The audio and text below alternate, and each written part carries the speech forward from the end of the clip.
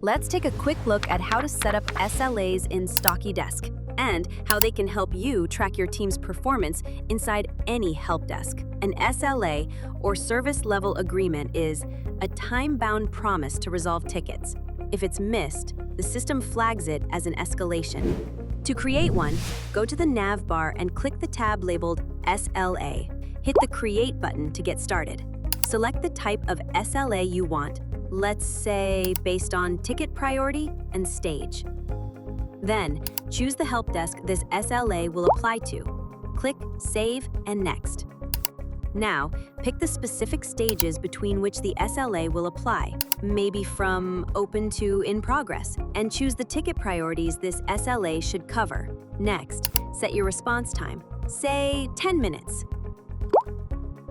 Once done, hit Submit to save the SLA.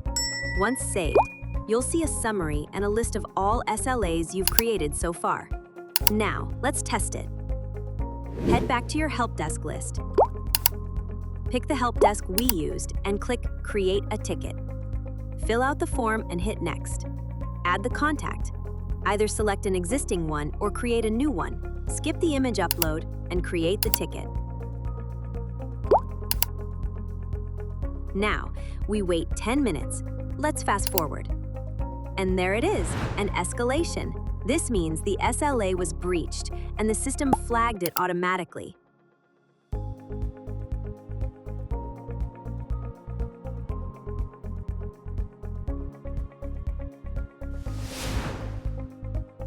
We have two more SLAs, Ticket First Response and Ticket Resolution.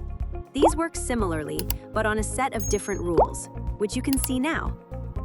SLAs and escalations in Stocky Desk give you real-time visibility into team performance and help guarantee fast, reliable support for your clients.